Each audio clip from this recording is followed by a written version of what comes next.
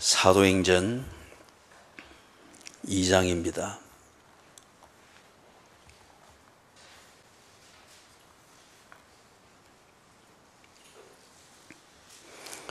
사도행전 2장 1절에서부터 13절까지 봉독해 드립니다. 오순절날이 이름에 그들이 다 같이 한 곳에 모였더니 홀연히 하늘로부터 급하고 강한 바람 같은 소리가 있어 그들이 앉은 온 집에 가득하며 마치 불의 혀처럼 갈라지는 것들이 그들에게 보여 각 사람 위에 하나씩 임하여 있더니 그들이 다 성령의 충만함을 받고 성령이 말하게 하심을 따라 다른 언어들로 말하기를 시작하니라. 그때에 경건한 유대인들이 천하 각국으로부터 와서 예루살렘에 머물러 있더니 이 소리가 남에 큰 무리가 모여 각각 자기의 방언으로 제자들이 말하는 것을 듣고 소동하여 다 놀라 신기하게 여겨 이르되, 보라, 이 말하는 사람들이 다 갈릴리 사람이 아니냐? 우리가 우리 각 사람이 난 곳 방언으로 듣게 되는 것이 어찌 됨이냐? 우리는 바데인과 메데인과 엘람인과 또 메소포타미아, 유대와 갑바도기아, 본도와 아시아, 버루기아와 밤빌리아, 애굽과 및 구레네에 가까운 리비아 여러 지방에 사는 사람들과 로마로부터 온 나그네 곧 유대인과 유대교에 들어온 사람들과 그레데인과 아라비아인들이라.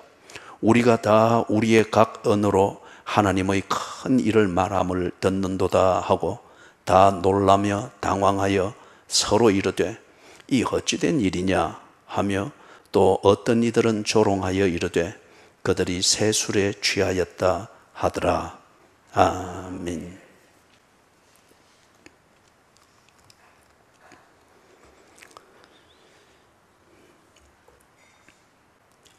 왜 오순절에 성령이 임하셨나 하는 부분에 대하여서는 한 3, 4주 전에 설교를 했습니다. 그래서 그 부분 영상을 찾아서 여러분이 꼭 들으십시오. 왜 오순절에 성령이 임하셨나? 그런 다음 1절을 보니까 그 오순절에 그들이 뭘 하고 있는가 하는 한 곳에 모여 있다고 합니다. 왜 한 곳에 모여 있을까요? 그러면은 이 사람들이 지금 120명쯤 된다고 했잖아요. 이 120명쯤 되는 사람들이 여기 한 곳, 이거는 개인의 집입니다. 이 한 곳에 모여 있기까지 그들이 뭘 했는가? 다른 말로 말하면은 그동안 예수님과 더불어서 뭘 했길래 예수를 믿는 사람으로 본인도 그렇게 인정하고 있고 다른 사람들도 그렇게 알고 있는 예수쟁이들인데 그들이 왜 이 한 곳에 모이게 됐나? 예수 믿으면 일이 되는가? 그리스도인이 되면 이렇게 한 곳에 모여 있게 되는가? 뭘 했길래, 여기에 이르기까지 뭘 했길래 한 곳에 모여 있게 되는가? 천천히 살펴보면은 그들은 그동안 예수님이 하나님인 것을 알아갔습니다. 그리고 지금은 그들이 예수가 하나님인 것을 알고 있습니다.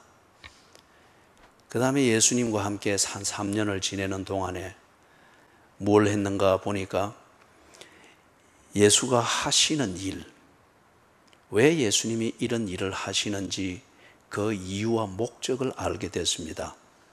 간단하게 말하면은 예수님이 그런 일을 하시는 것, 그것은 사람을 구원하기 위함인 것을 알았습니다. 그리고 또 알게 된 것은 예수님이 구세주인 것을 알았기에 그들은 예수를 구세주로 인정하고 영접했습니다. 유대인들은 이 구세주를 메시아라고 불렀고 그렇게 오랫동안 기다려왔습니다. 그리고 헬라 언어가 지배하고 있는 그 당시 예수님 당시에는 그 메시아를 그리스도라고 불렀습니다. 영어로는 크리스토스, 크라이스트 그렇게 불렀죠.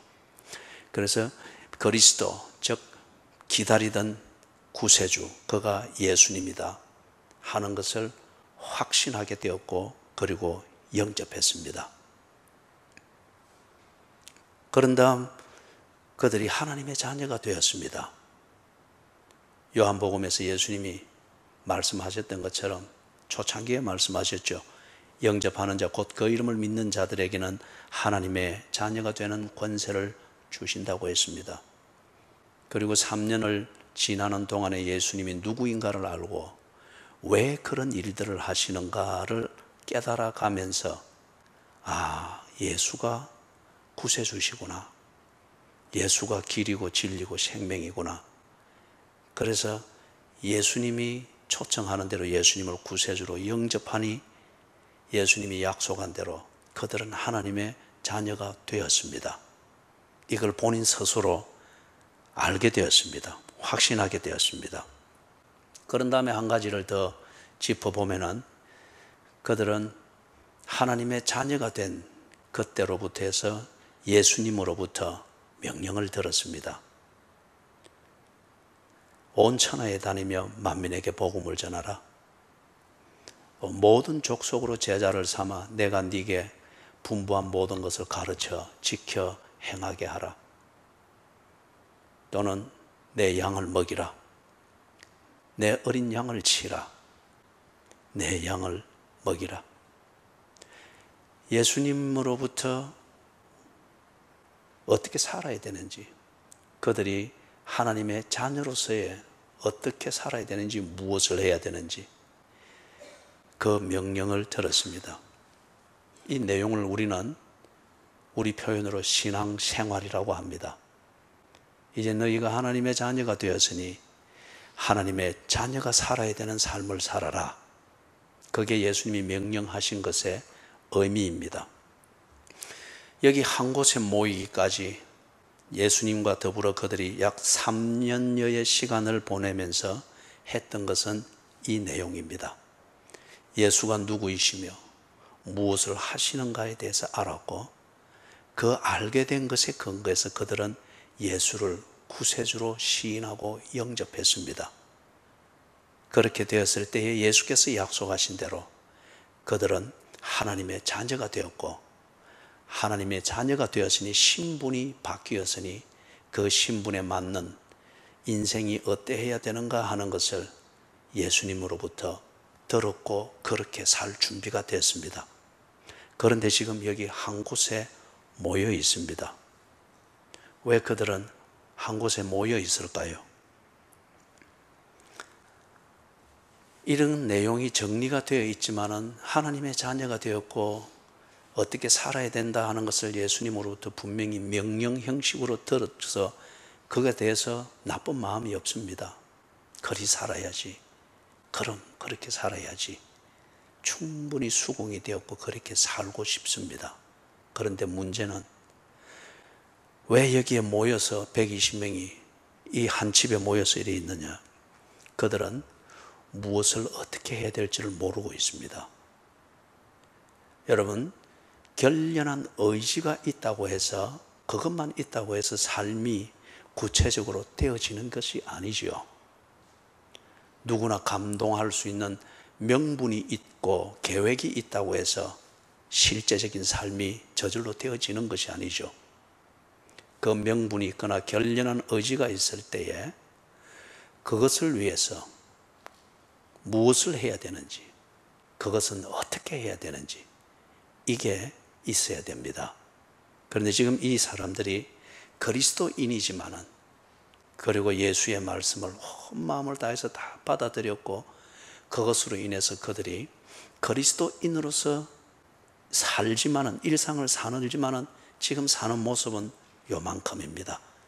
한 곳에 모여서 그리스도인이기 때문에 겪게 될 불편함과 박해와 손해와 준비되지 못한 어려움들을 피하기 위해서 그냥 한 곳에 모여 있으면서 그리스도인의 정체성을 지키며 그들의 일과를 이렇게 보내고 있는 겁니다. 무엇을 어떻게 해야 될지를 몰라서 그렇습니다. 2절을 보니까 이때에 놀라운 일이 바로 그 장소에 일어납니다. 홀련히 하늘로부터 급하고 강한 바람 같은 소리가 있어 그들이 앉은 온 집에 가득했다고 합니다. 여러분, 어떤 쫙 대조되는 그 전경을 상상할 수 있겠어요? 지금 이게 방 하나를 의미하는 건 아니에요. 이들이 모여있는 그 한 곳이라는 게. 1장을 볼 때 우리가 이게 다락방으로 나왔죠. 그래서 유대인의 집 구조에서 우리말로 번역된 다락이라는 그 장소는 우리나라의 집 구조에 있는 다락방하고 같은 개념이 아닙니다. 거기가 본 공간입니다. 본 공간이에요. 그리고 이게 지금 상당히 제법 큰 모양입니다. 그런데 거기에 모여있는 120명이 순수한 그리스도인입니다. 지식이 그렇고 마음의 고백이 그렇고, 그리고 그 나름대로 정리된 새싹과 같으나 그 가치관이 예수가 누구이시며 그분이 무엇을 하셨는가를 알고 그분을 중심으로 모시고, 꼭 신부가 신랑을 마음으로 영접하듯 그렇게 모시고, 그러니까 예수님이 어떻게 살아라 하는 것에 대해서도 참 좋은 마음으로 받아들이고 있습니다. 그런데 무엇을 어떻게 해야 될지를 모르니까 이 순수한 사람들이 모여있는, 이 순수한 그리스도인이 모여있는 이 자리에 가득 채우고 있는 것은 무기력입니다. 순수하고 착하고 좋은 명분을 가지고 의욕이 있고 결심이 있을 뿐, 그러나 그 방을 가득 채우고 있는 삶의 분위기는 무기력입니다. 생명력이 없습니다. 먼지가 안 일어납니다. 움직임이 없으니까. 좋은 말들을 보고 우리는 검언이라고 합니다. 그래서 검언이기 때문에 이거를 검처럼 보관하느라고 액자에 탁 넣어가지고 유리로 탁 덮어서 걸어둡니다. 볼 때마다 그거는 검처럼 좋은 말입니다. 그러나 유리 액자 안에 있습니다.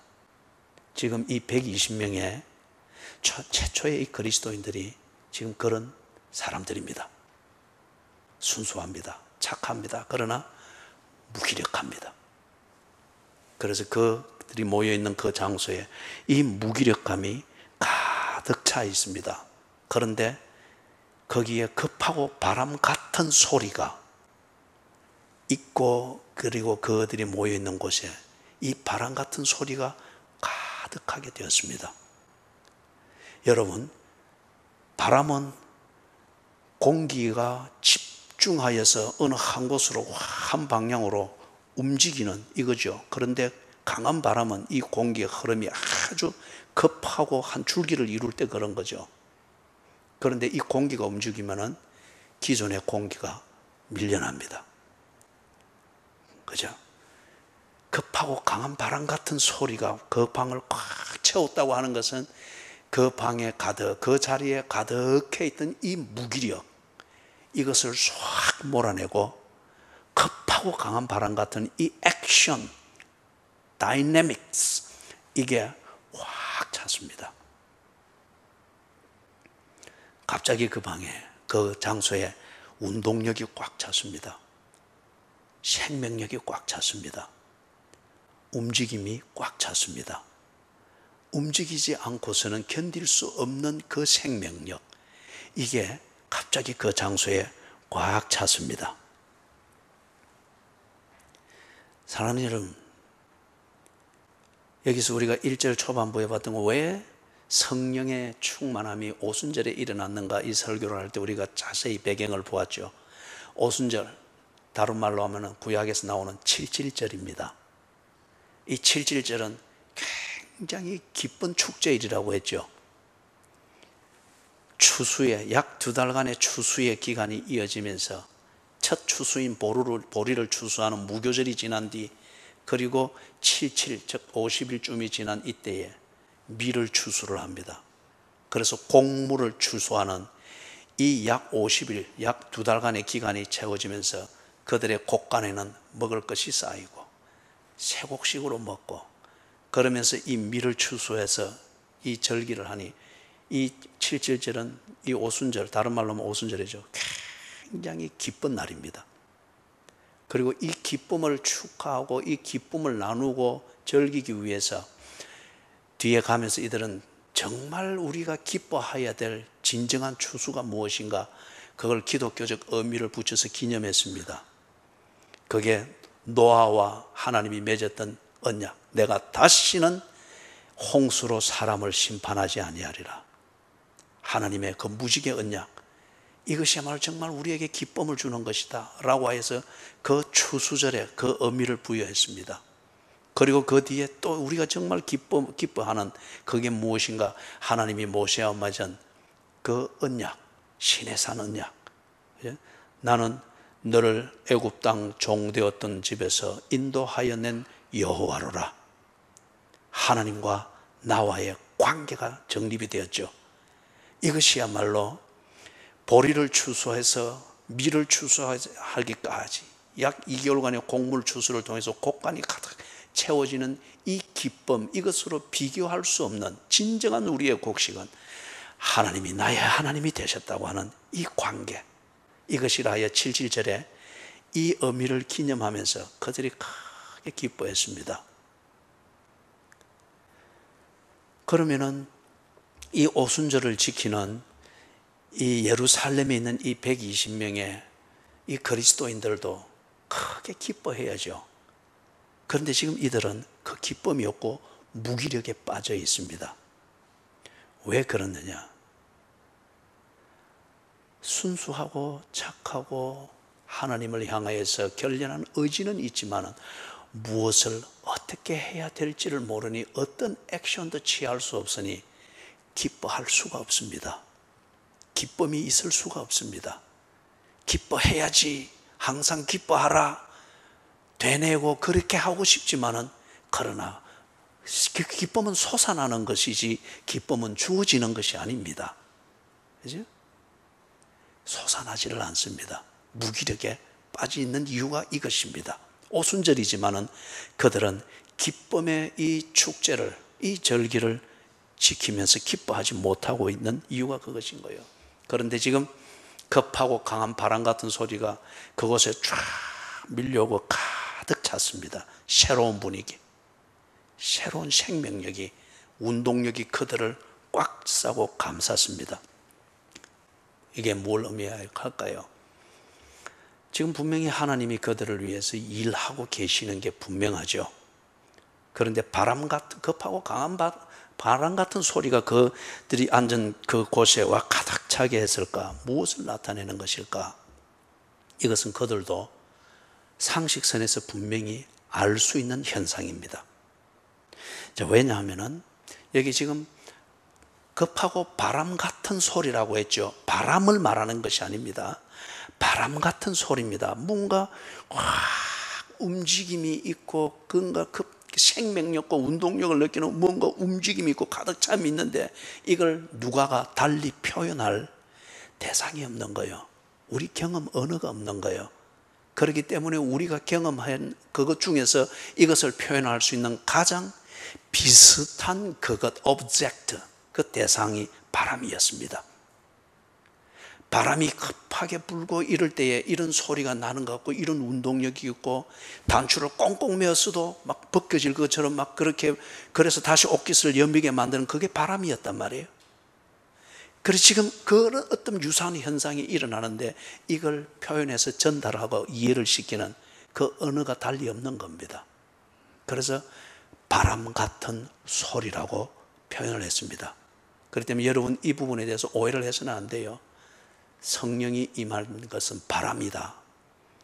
그래서 성령 받으라 하면서 쉐쉐, 또 그것도 흉내낸다고 기도할 때 왜 기도하면서 쉐쉐 바람 소리 난다고 그러는 거죠. 그 소리 잘못 내면 뱀 소리 같아요. 그 때문에 바람이 성령을 말하는 게 아니에요. 때로 성경 다른 곳에서 바람을 표현하는 그 단어가 성령, 영을 표현하는 루아흐 또는 파뉴마, 신약에서는 이거하고 같은 단어로 쓰이기는 합니다. 그러나 여기 2절에서는, 사도행전 2장 2절에서는 바람 같은 소리라고 하고 있습니다. 바람을 말하는 것이 아닙니다. 이거는 그들이 구약을 쭉 읽어왔고 이 유대인들이 이 구약의 배경을 잘 알기 때문에 그것을 구약을 볼 때에 하나님께서 자기 백성에게 나타나실 때에, 그리고 무기력에 빠져있는 자기 백성들에게 내가 여기 있다, 그걸 알고 보게 함으로써 다시 생명력을 가지고 움직이게 만들 때 하나님이 그들에게 나타나시는 경우들이 있었거든요. 이걸 좀 어려운 표현으로 신의 현이라고 합니다.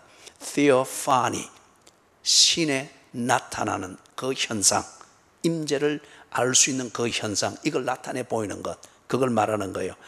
그럴 때 여러분 열왕기상 19장 11절에서부터 읽어보면은 이 엘리야가 무기력에 빠졌죠. 그죠? 지풀에 그냥 지쳐버렸잖아요. 그래 하나님, 이제는 이 이스라엘에 믿을 게 없습니다. 내 뿐인데 이래 죽어도 죽는 거니까 부끄럽게 죽느니 하나님 손에 죽겠습니다. 죽여주이소. 그렇게 기도하면서 하나님을 기다렸던 곳이 어디입니까? 1번 태중대 자살바위, 2번 서동 저 어디 늪지대, 3번 로뎀 나무 아래. 몇 번입니까? 내가 이 순서를 바꾼다고 했는데 내가 잠깐 잊어버린다, 그죠? 로뎀 나무 아래에서 그래 죽여주이소 그랬잖아요, 그죠? 그런데 하나님께서 이 무기력에 빠져있는, 자기 의에 지쳐가지고 지발등 지가 찍고 그리고 자기 의의 한계에 다다라서 죽겠다고 하는 그런 역설적인 의인의 행세를 할 때 하나님께서 이리 표현을 알기 쉽게 하면 그렇습니다. 뒤통수한테 탁 치면서 정신 차려 임마, 네가 뭐 어려워서 그랬나, 그러면서 무기력에 빠져있는 이 엘리야에게 생동감을 불어넣습니다. 생명력을 불어넣습니다. 그걸 열왕기상 19장 11절 이하에서 보면 나옵니다. 강한 바람이 불죠. 바위 위에 딱 서게 해놓고서는 폭풍 같은 바람이 팍 지나가죠. 그죠? 거기 표현해 보면 여호와 앞에서 폭풍 같은 바람이 지나가는 것을 말합니다. 그 다음에 거기도 안 계셨다고 합니다. 즉 바람이 하나님이 아니라 바람을 일으키고 주물리는 하나님이 있는 걸 보라는 거예요. 엘리야가 못 봤습니다. 그 다음 다시 여호와 앞에서 지진이 일어납니다. 그때도 엘리야가 못 봅니다. 지진이라는 기적이 하나님이 아니라 필요할 때는 기적이라도 일으키시는 하나님이 엘리야 앞에 있다는 거예요. 이걸 보라는 거예요. 못 봅니다. 그 다음에 그 여전히 무기력에 빠져 있을 때 세미한 음성이 들렸다고 합니다. 음성은 자기의 감각으로 경험할 수 있고 확인할 수 있는 거잖아요. 그리고 엘리야가 생명력을 다시 찾습니다. 일어납니다. 바람이었습니다. 욥기 38장 1절에도 보면은 이 욥이 꼰장꼰장 하나님께 따졌잖아요, 그죠? 하나님 이리 되면 안 되는데 왜 이리 됩니까? 여전히 하나님 편이었습니다. 그러나 하나님을 순종할 준비는 안 되고 자신의 이 신앙의 프레임에 딱 갇혀서 하나님을 섬겨드리려고 했던 이게 욥의 문제였어요. 그래 이 한계를 못 깨뜨리니까 하나님께서 38장 1절에서 나타나죠. 폭풍 가운데에서, 이건 내가 읽어봐야 되겠습니다. 욥기 38장 1절. 여러분은 그냥 저만 보고 있어. 딱 저만 보고 있어. 38장 1절. 그때에 여호와께서 폭풍 가운데에서 욥에게 말씀하여 이르시되 무지한 말로 생각을 어둡게 하는 자가 누구냐? 예, 잘난 욥입니다. 이리 대답이 돼야 되겠죠. 그런데 욥이 말을 잃었습니다. 하나님께서, 그죠? 하나님이 없는 듯 그래서 지가 가지고 있는 자신의 의로 하나님을 섬겨드리고 체면을 세워드려야 되는 것으로 꼭 집안의 착한 장녀가 모든 짐을 짊어지고 지가 가는 것처럼 그죠? 그런 욥의 모습이었어요. 그래서 이 욥이 지쳤잖아요. 무기력에 빠졌잖아요. 그죠? 그래서 하나님께서 나타나신 거예요. 폭풍 가운데에서 바람으로 나타나셨죠.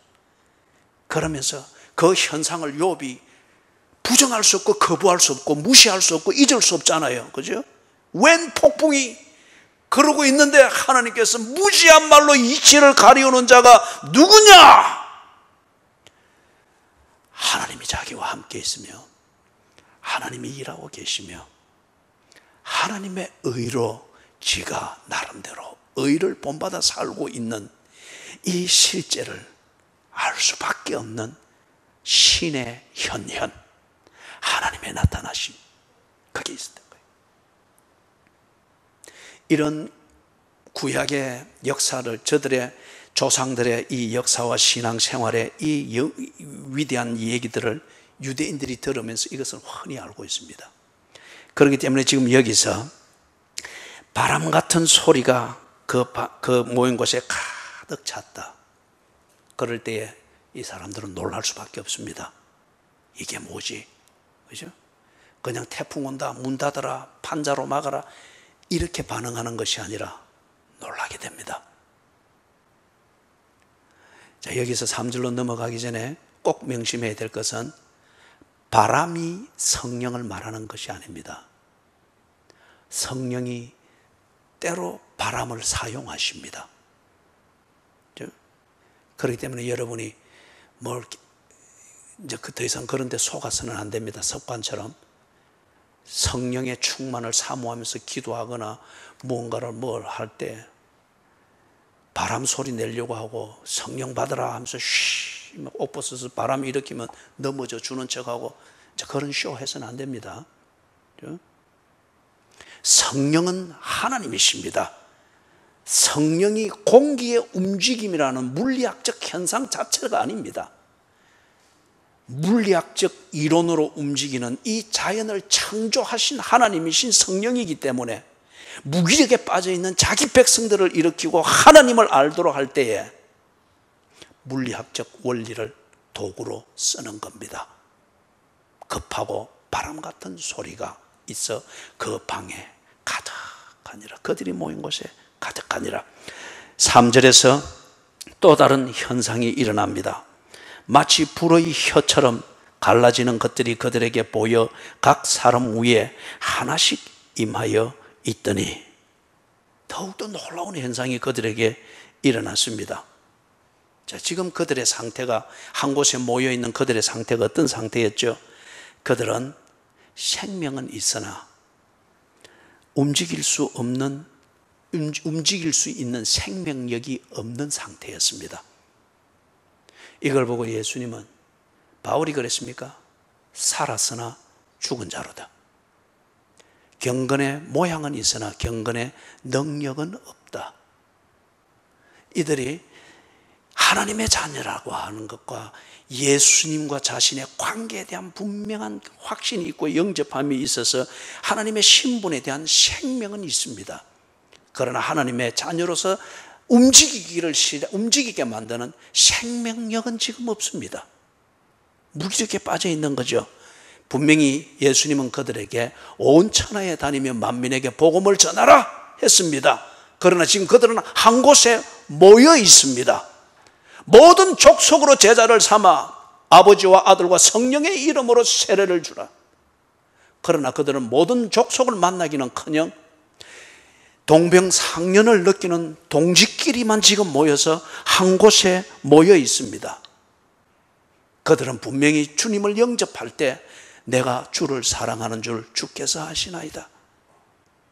주님은 그들에게 아가페, 하나님이 그들에게 주신 그 사랑을 본받아서 그 사랑으로 하나님을 사랑할 수 있느냐, 아가페를 할 수 있느냐 물었으나 드디어 겸손하게 그리고 정직하게 하나님 그러고 싶으나 보아서 알겠지만은 그게 안 됩니다. 하나님 아가페까지는 안 됩니다. 그러나 필레오 할 것입니다.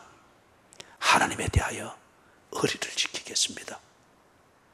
내 목숨이 다하더라도 하나님에 대하여 의리를 지키겠습니다. 필레오 할 것입니다.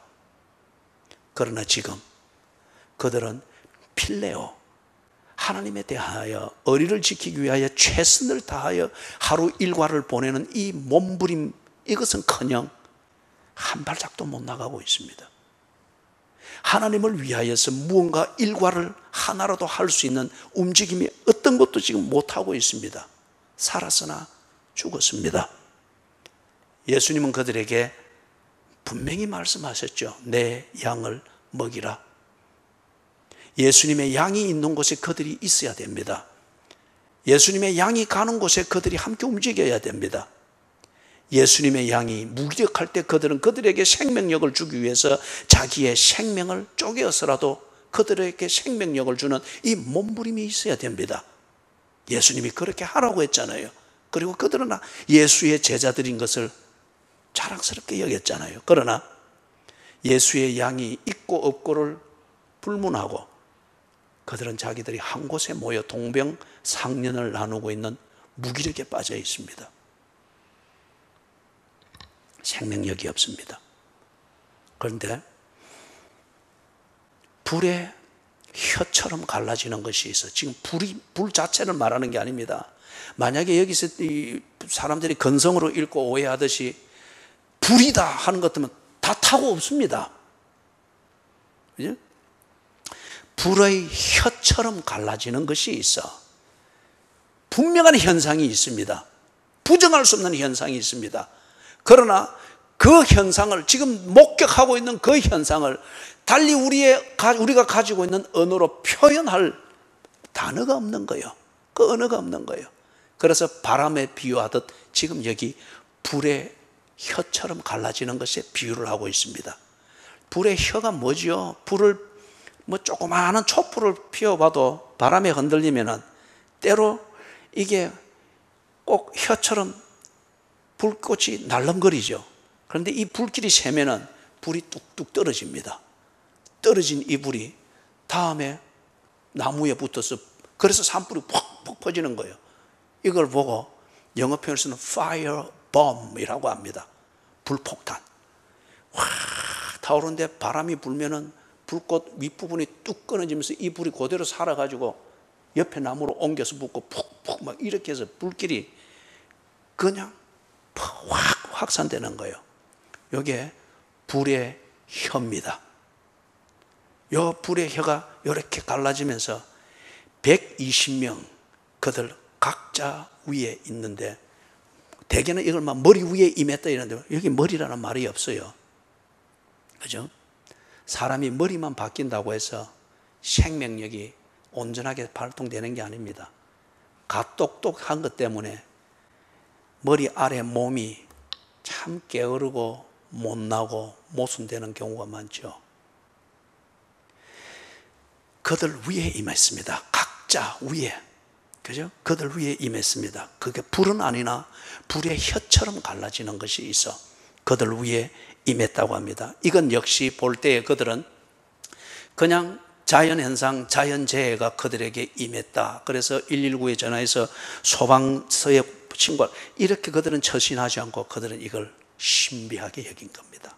왜냐하면 이건 역시 구약에서 그들이 인상 깊게 보아오던 하나님이 나타나셔서 하나님이 자기 백성들을 위해서 일하시는 하나님의 행동을 표현할 때 이런 일들이 자주 있었거든요. 구약에서 그게 자주 나온다면, 이제 예를 들면은 그런 겁니다. 여러분, 가장 대표적인 것 중에 하나는 출애굽기 19장을 보면은 이스라엘 백성들이 출애굽한 지 3개월 만에 시내산에 당도하잖아요. 그죠? 시내반도, 지도 보면 나옵니다. 시내반도 잘 밑에 꼬리 부분에 보면 시내산이 있습니다. 거기에 당도했습니다. 그때에 하나님께서 모세를 불러가지고 이스라엘 백성들을 정결케 해라. 옷을 빨고 목욕하고 깨끗하게 해라. 이게 목욕 재개한다는 이 종교적 의식이 아니고, 요한복음에서는 보면 우리가 신령과 진정으로 예배 드리는 것을 말하죠. 그죠? 하나님의 만나게 될 때, 보게 될 때, 경험하게 될 때 다른 잡생각으로 계산하지 아니하도록 있는 그대로 볼 수 있는 준비를 하라는 거예요. 그런 다음에 하나님이 한 430년 동안 대대를 이어가면서 노예 생활을 해놓으니까 얼마나 사고방식이 경직되고 의심 많고 지 배고프고 춥고 이걸 해결하는데 필요한 대로 모든 걸 해석하고 끼워 맞추는데 그게 노예 근성이잖아요. 그죠? 그렇기 때문에 하나님이 어떻게 말씀하셨다, 어떻게 나타났다 이렇게 될 때에 그걸 다 지한테 필요한 대로 종교적으로 아전 인수하는 게 거의 십상이거든요. 그래서 하나님께서 딱 그렇게 준비하라 해놓고서는 그들이 진영을 치고 있는 시내산 기슭에 거기 진영을 치고 있을 때 하나님이 시내산 그 정상을 다 두르는 구름으로 빽빽하게 찼습니다. 기이한 현상입니다. 그 다음에 그 구름 안에서 불이 번쩍거립니다. 천둥 번개 소리가 막 나고 불이 번쩍번쩍합니다. 그런데 이게 40일이 지나도록 계속되는 거예요. 그들이 자연현상으로 보기에는 너무 경이롭고 압도되고 두렵습니다. 그럴 때에 불러 올린 모세가 올라가기 전에 그리 말하는 거예요.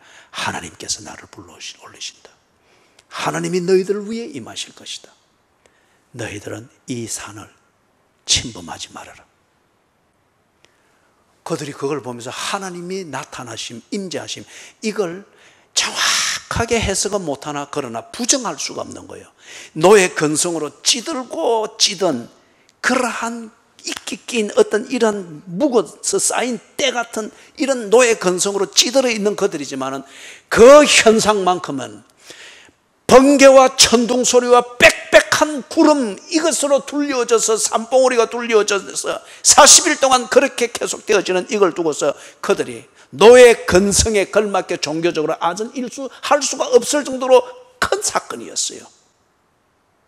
그 뒤에 40일 뒤에 내려온 모세의 얼굴에서 광채가 났고 모세를 통하여서 산 위에서 무슨 일이 있었던가를 듣지 않습니까? 하나님이었습니다. 그 불은 하나님이 살아계시고 하나님이 자기 백성 위에 계시고 자기 백성을 위하여 하신 약속을 위하여 하나님은 졸지도 않고 주무시지도 않고 일하고 계시는 것을 알게 하시고자 하는 하나님의 나타내심이었습니다.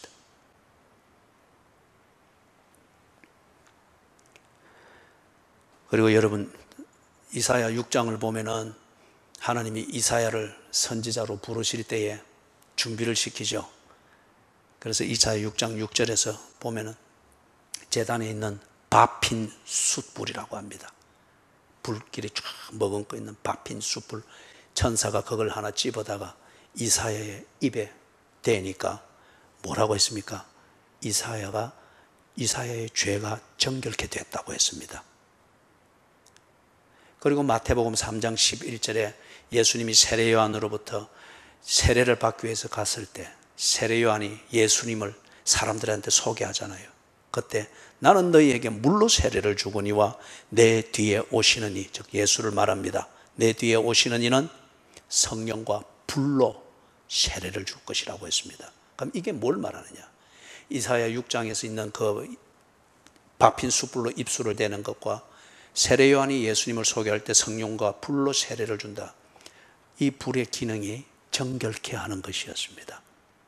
정결케 하는 것. 자, 그런 것쯤에는 지금 이 3장에서 나오는 이거는 무기력에 빠져서 생명은 있으나 생명력이 없는 살았으나 죽은 자와 같은 이 순수하고 착한 이 그리스도인들에게 성령은 오셔서 그들에게 생명력을 주십니다. 그들을 무기력을 씻어내고 무기력에 매여서 자기를 합리화할 수 있는 이 죄의 근성을 태워 없애버리고 씻어내어버리고 그리고 생명력을 불어넣어 줍니다. 그때로부터 해서 이들이 움직입니다. 움직이는데 거기 보니까 4절에 뭐라고 되어 있죠? 그들이 다 성령의 충만함을 받고 성령이 말하게 하심을 따라 다른 언약들로 말하기를 시작하니라.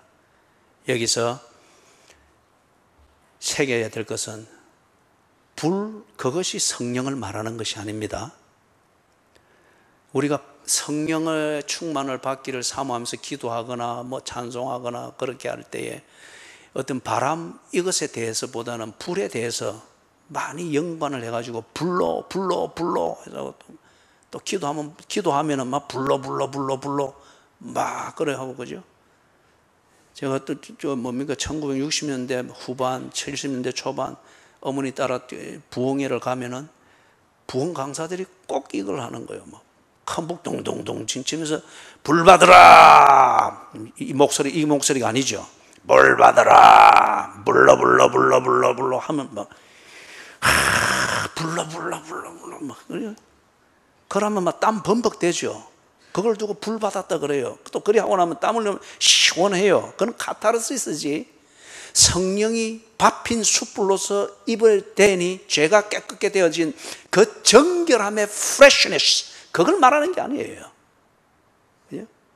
심리적 카타르시스든지 어떤 체질적 카타르시스든지 스트레스가 풀리는 어떤 그 소위 말하는 힐링이든지, 이게 지금 여기서 말하는 성령의 충만, 그것과 착각을 해서는 안 돼요. 불이 성령을 말하는 게 아닙니다. 창조주이신 성령님께서 불을 만드셨기 때문에 자기 백성을 위하여서, 그리고 자기 백성이 무기력에 빠져서 생명력이 없을 때 그리스도인임에도 불구하고 그리스도인답게 사는 이 일과를 위해서 액션을 취하는 이런 생명력이 없을 때 생명력을 주기 위하여서 불을 사용할 수가 있는 거죠.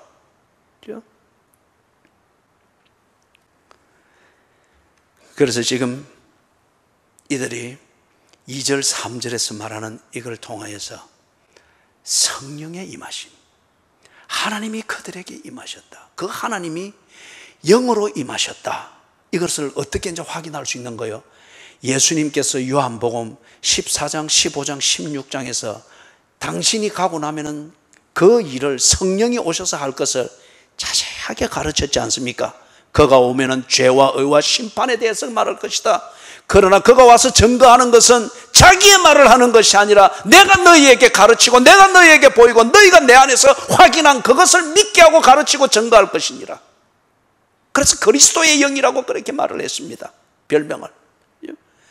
그렇기 때문에 이 예수의 말씀을 알고 예수를 구세주로 믿는 이 그리스도인 120명이 그들이 구약을 통해서 배웠고 그렇게 알고 있는 그 현상으로 지금 그들에게 일어나고 있는 이걸 볼 때, 우리 주님이 약속하셨던 성령이 오셨구나. 그죠? 그렇게 정리가 되는 거예요. 그런데 이 성령이 오셔서 충만함을 받으라. 그들이 그리스도인이 되는 성령의 세례라고 말하는 것, 바울이 쭉 그렇게 이야기를 하죠. 성령의 세례를 말하고 하는 것. 그들이 그리스도를, 성령이 아니고서는 예수를 주라 시인할 수 없다고 했습니다. 그러면은 이들이 예수님과 대화하고 예수님이 죽으시고 부활하시고 예수님과 하는 이걸 통하여서 예수를 나의 주시오 나의 하나님이시니다 고백했고 그들은 하나님의 자녀가 되었습니다. 그럼 그때는 성령이 어디에 계셨습니까? 성부 하나님이 구약에서 주도적으로 역할을 할 때도 그때도 성자와 성령은 계셨습니다. 성자께서 지금 이 시대에 와서 유대인들을 상대로 해서 갈릴리와 예루살렘을 오가면서 주도적인 역할을 할 때, 구원의 사역을 이룰 때에 그때에 성부와 성령이 계셨습니다.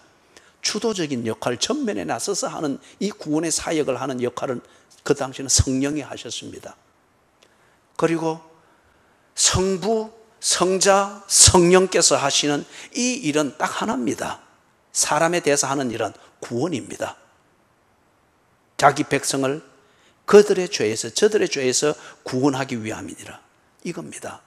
성부가 전면에 나서서 주도적으로 역할할 때 성자와 성령은, 이 표현에 어폐가 있습니다만 그러나 이해를 돕기 위해서 뒤에 그림자에 있었습니다. 성자께서 전면에 나서서 하실 때에 그때 그 역할을 주도하실 때에 성부와 성령은 그림자에 있었습니다. 이제 성자께서 구원을 이루시는 이 일을 이 120명에게 이루고 난 뒤에 가셨습니다. 그러자 이제는 성령께서 전면에 나셔서 예수께서 하나님의 백성으로 참고 구원하시는 이 일을 성령께서 주도하고 계십니다. 그리스도께서 하신 일은 곧 성령이 하시는 일이고, 성령께서 하시는 이 일이 예수께서 직접 보여주시면서 하신 일입니다. 그렇기 때문에 이들이 성령의 세례, 예수를 구세주로 믿게 하는 성령의 세례는 그 본체이신 예수 그리스도와 더불어서 보고 경험하고 먹고 듣고 명령을 받음으로써 예수를 구세주로 영접했습니다. 그렇죠? 그렇기 때문에 이들에게 필요한 것은 예수를 구세주로 시인하고 거듭나게 하는 성령의 세례가 아니라 이미 거듭난 이들에게 필요한 것은 성령의 충만입니다. 이들에게 필요한 것은 생명이 아니고 생명력입니다. 이들에게 필요한 것은 명분이 아니고 하나님의 자녀라는 신분이 아니고 이미 이 하나님의 자녀라는 신분을 가지고 있는 이들에게 필요한 것은 그 신분에 걸맞게 사는 액션, 삶입니다. 그렇기 때문에 이 생명력을 주고 이 삶을 살게 만드는 그 힘, 성령의 충만이 이들에게 이루어지는 겁니다. 성령의 충만을 받고 나니 그 한 증거로서 뭐가 나타나는가? 성령이 말하게 하심을 따라 그들의 힘과 그들의 착함과 순진함과 결연한 의지로서 말하게 하는 것은 그냥 한 곳에 모여가지고 동병상련 나누면서 힘내 힘내, 그죠? 우리가 믿는 게 옳을 거예요, 요 정도입니다. 그런데 생명력을 주고 움직이게 하는 성령이 충만해지고, 다시 말해서 성령이 주도하게 되는 이 생명력을 가지게 되어지니까 그들의 한계를 뛰어넘는 말을 하게 됩니다. 착한 그리스도인으로서만으로는 할 수 없는 그 말을 이들이 드디어 하게 됩니다. 착하고 순진하고 결연한 의지만 가지고 있는 하나님의 자녀라는 명분에 충실하고자 하는 이 명분뿐인 그리스도인은 결코 움직일 수 없고 말할 수 없는 이 말과 행동을 이들이 하면서 드디어 온 천하를 향하여 나아가게 됩니다. 모든 민족이 들을 수 있는 이 말을 하기를 시작합니다. 성령이 말하게 하심을 따라서. 뒤에 그 말이 그들도 알 수밖에 없는 것. 이게 지금 나의 착함과 헌신의 정도로서 결연한 의지로서 이런 말을 낼 수가 없지, 이런 삶을 살 수가 없지 인정할 수밖에 없는 그 분명한 현상이 나타나는데 다른 언어들로 말하기를 시작하니라. 지금 우리 가운데는 어떤 분은 영어를 발음하기가 굉장히 어려운 분이 있을 거예요. 또 어떤 분은 러시아어를 발음하라 해놓으면 늘 석기 새끼 하면서 욕 아닌 것 비슷하게 그리 하다가 오해만 잔뜩 만들어낼 수가 있을 거예요. 그죠? 이 갈릴리 어부 출신들이고 갈릴리 사람들입니다. 예루살렘에 있는 사람들에 비하면 문명률이 훨씬 낮은 사람들입니다. 이 중에 특별히 12 제자들은 그냥 그 중에 7명은 갈릴리 바다에서 거물질 하는 것으로 잔뼈가 굵은 사람들입니다. 그죠? 이들이 다른 언어를 배운 적이 없습니다. 그런데 지금 자연스럽게 하고 있습니다. 다른 언어들로 말하기를 시작하니라. 자, 사랑하는 여러분, 그러면은 성령의 충만을 받는다고 하는 것이 뭔가? 여기서 일단 여러분 선입관을 가지고 오해하지 말 것은 방언을 하게 된다. 여기 지금 다른 말로 말하기를 시작하니라. 이걸 달리 사전적으로 표현하면은 단어로서 방언이라 말을 붙일 수는 있어요. 그러나 조금 뒤에 마지막 정리하면서 이야기를 하겠습니다. 우리가 가지고 있는 고정관념으로서의 그런 개념으로서의 방언이 아닙니다. 방언을 그렇게 이해를 해서는 안 됩니다. 지금 성경이 그렇게 말을 하고 있잖아요. 그죠? 자, 사랑하는 여러분, 그렇기 때문에 성령의 충만은 뭐냐? 그것은 뭔가 나도 알 수 없는 이상한 말을 하게 되는 그런 종류의 방언을 하는 것으로서 성령의 충만 이것으로서 만들 수는 없습니다. 그것도 한 정세로 나타날 수는 있습니다. 성령 충만의 한 정세로 조금 뒤에 후에 마지막 정리하면서 정리를 하겠습니다. 성령 충만은 무엇이냐? 예수의 구원으로 말미암은 생명을 아주 실감하게 됩니다. 예수의 구원으로 말미암아 내가 이 생명을 얻었구나. 즉 하나님의 자녀라는 이 신분에 대해서 실감하게 됩니다. 그리고 예수께 위임받은 그 삶, 이게 신앙생활입니다. 그게 제자들의 그 상황에서 표현했던 온 천하에 다니며 만민에게 복음을 전하고 모든 족속에게 아버지와 아들과 성령의 이름으로 세례를 주고 내 양을 먹이라. 그렇게 개인적으로 표현되어졌죠. 이걸 한마디로 일반적으로 우리가 표현하면 신앙생활입니다. 하나님 중심, 성경 중심, 교회 중심, 이 가치관에 맞게 우리의 일상생활을 만들어가는, 이게 예수께서 우리에게 주신 그 사명이거든요. 그래서 이 그리스도인의 삶, 이 신앙생활, 이걸 위하여서 전심으로 헌신하고자 하는 이 열정, 이게 성령 충만입니다. 성령 충만은 무엇이냐? 그리스도인답게 살기 위하여서 그게 내 열정이 되고 먹어야 할 이유가 되고 그것에 합당하다고 하면 스스로 자가격리해서 교인들을 만날 때에 조금이라도 불편을 끼치지 않기 위하여서 자신의 자유와 자신의 즐거운 삶들을 포기하고 헌신하고자 하는 이 열정, 이게 솟아나도록 만드는 것. 여러분, 기관차가 움직일 때에 석탄이 불타는 이 힘으로 움직이는 거잖아요. 성령 충만은 그런 것입니다.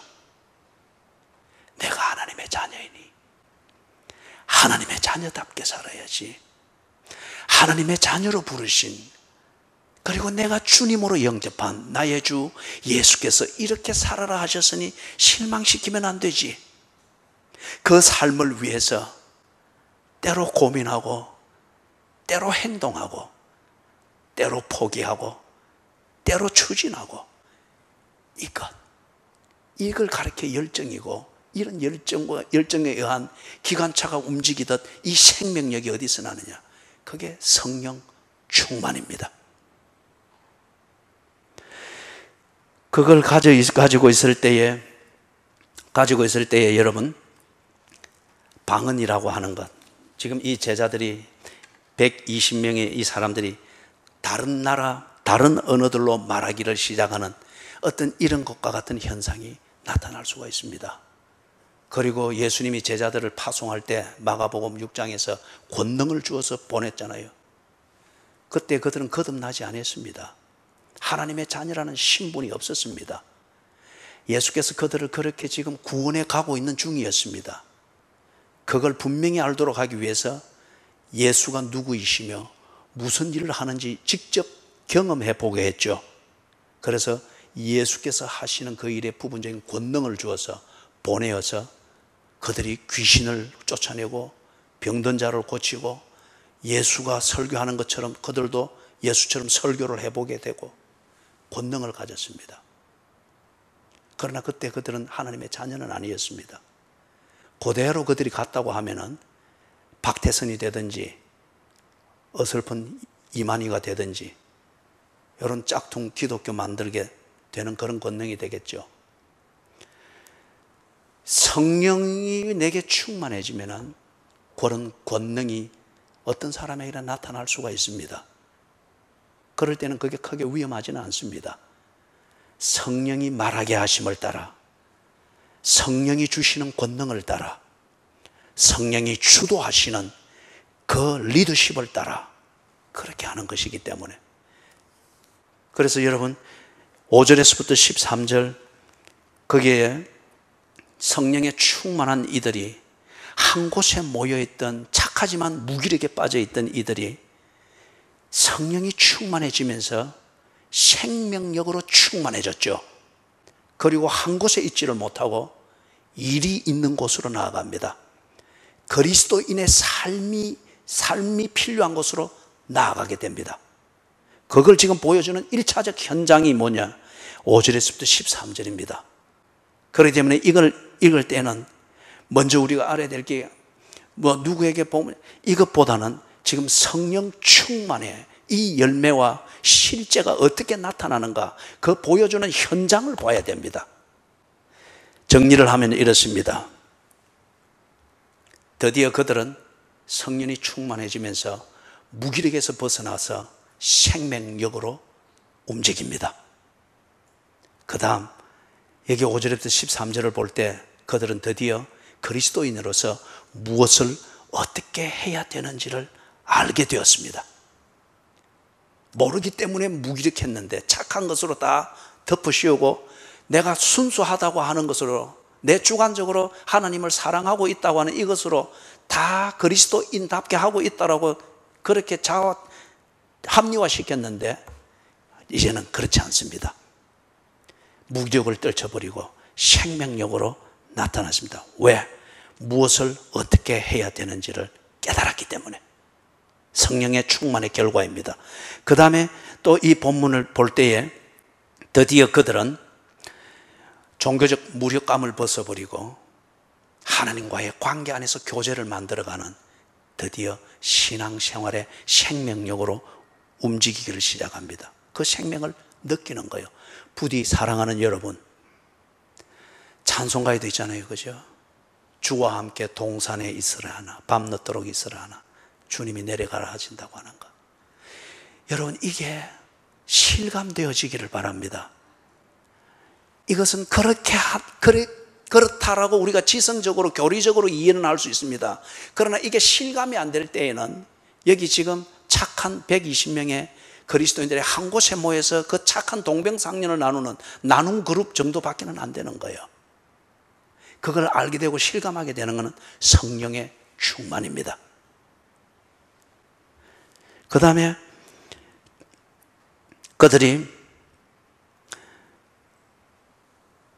오순절을 지키면서 즐거워하고 기뻐하는 것은 의식이 만들어내는 즐거움일 수 있습니다. 현대교회가 북치고 장구치고 막 전기악기하고 막 힌두교에서 찬송하다 몇 번이고 같은 거 반복을 하면서 보면은 즐거울 수 있어요. 스트레스도 풀릴 수도 있고, 그죠?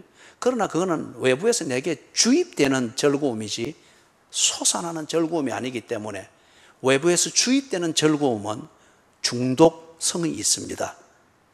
중독은 언제나 결과적으로는 위험합니다. 오순절에서 이들이 모여서 절기를 지키면서 기뻐하는 것은 그들의 종교적 즐거움에 빠져버렸습니다. 이게 유대인들의 문제였죠. 그러나 이들이 오순절에 성령에 충만하면서 드디어 진정한 오순절의 기쁨, 하나님이 내게 주시는 그 은혜, 이것이야말로 진정한 추수이며 내가 목마르지 아니하고 줄이지 않도록 진정 내 곳간에 채워진 참된 양식인 것을 알고 진정한 즐거움을 누립니다. 여기에 종교적 광란이 있어서 주어지는 즐거움이 없어도 그들은 즐거워합니다. 그 증거가 뭐예요? 일을 찾아가잖아요. 해내지 않습니까? 해내는 그 시도하는 그 즐거움을, 땀 흘리는 수고, 눈물로 씨앗을 뿌리는 이 가치를 알면서 해내고 있지 않습니까? 이게 솟아나는 기쁨의 힘이 만드는 삶의 모습입니다. 그래서 마지막으로 정리를 하면은, 그러면 방언, 이들이 다른 말로 말했고 여기 보니 방언이라고 그런 표현이 나오고 있죠. 그런데 분명한 것은 지금 여기서는 각 사람들이 난 곳의 말로 듣고 있다고 합니다. 11절에 그렇게 되어 있죠. 우리가 다 우리의 각 언어로 하나님의 큰 일을 말함을 듣는도다. 앞에서는 각 사람이 난 곳 방언, 자기 모국어로 듣고 있습니다. 같은 문법, 같은 문장, 같은 구문, 같은 단어. 그렇기 때문에 이들이 충분히 지금 알아듣고 있는데 내용이 뭐냐? 11절을 보니 하나님의 큰 일을 말하고 있는 것을 듣는도다. 지금 그게 지금 여기서 말하고 있는 방언입니다. 자, 그러면 두 가지를 정리를 합니다. 여기서 방언에 대한 오해가 없도록. 첫째, 방언은 기도의 수단만을 말하는 게 아닙니다. 다들 방언을 말할 때에 꼭 기도라는 이 형식 안에서, 그죠? 오알레스카 알렐루야, 그죠? 또 어떤 사람들은 랄랄랄랄랄라. 난 그게 방언인지 성령이 주시는 방언인지 모르겠어요. 그거는 집 말의 패턴이지. 그리고 또 어떤 사람들은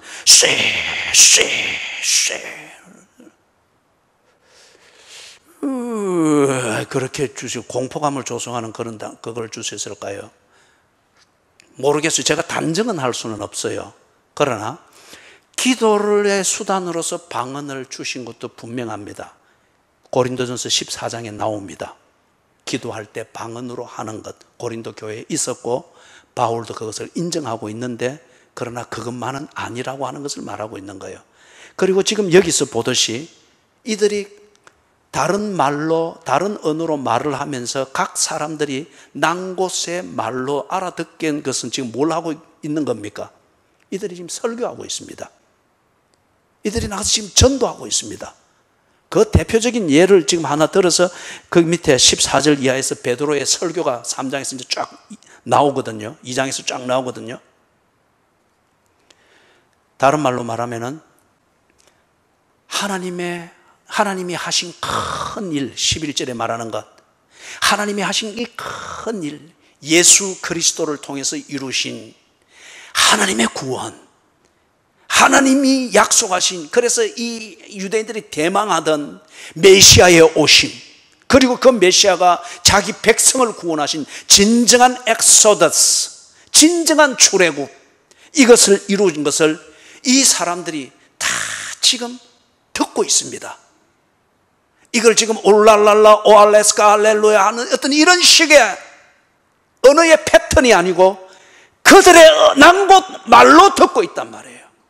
그렇기 때문에 성령이 충만했을 때에, 내가 그리스도인답게 살고 무엇을 어떻게 해야 되는지를 알고 그 삶을 일상 속에서 집중할 때에, 때로 하나님이 하신 이 큰 일, 나의 그리스도인다운 이 삶을 나타낼 때에 굳이 이런 언어의 패턴이 아닐지라도 내가 그리스도인이며 나를 그리스도인 되게 하신 하나님이 누구이시며 무엇을 하시는가를 사람들이 알아듣고, 내 자녀가 알아듣고, 내 배우자가 알아들을 수 있도록 성령은 우리의 언어를 도우십니다. 이것도 성령이 주시는 언어의 능력이니 방언입니다. 반면에 고린도전서 12장, 13장, 14장에서 바울이 말하는 것처럼 신비한 표현, 그 언어가 있습니다. 이것 또한 성령이 충만할 때에 우리의 기도의 한계를 넘어가게 만드는 성령의 충만함으로 나오는 기도의 능력이고 기도의 운동력일 수 있습니다.